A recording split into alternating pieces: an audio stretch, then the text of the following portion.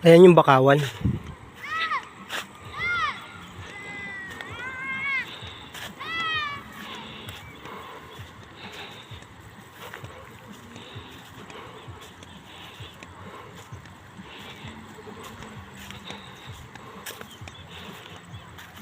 Welcome to Barangay Kabatuan. Muli, kaya tinawag na Kabatuan kasi mabato. Matataas ang bato rito. So kung kukumpara mo sa mga building dyan sa Maynila, siguro mga ilang palapag ba to?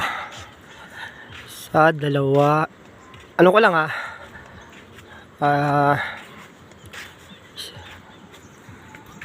bilangin ko lang kung ilang palapag kaya to.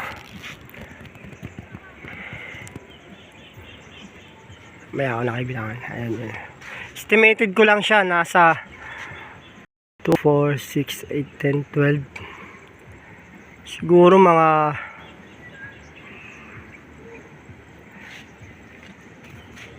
2, 4, 6, 8, 10, 12, 17 palapag, mga ganun. Ganun kataas itong bato na to. 17 palapag. Parang ganun lang. Estimated ko lang naman. Kasi mataas to eh. Inakit na pala to ng isang vlogger. Inakit na yun yung taga rito sa amin na vlogger. Inakit na to. So kung akitin mo to, dito ka dadaan. Dito sa side na to. Papunta ron. Kaso kailangan mo talaga mag-ingat at dapat kabisado mo. Dahil bukod sa matarik yan, eh may mga ahas din dyan.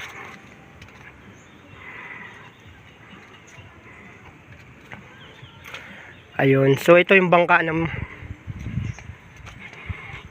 pinsang ko rito. Ito yung bangka. Ito yung platong pinagkainan ko.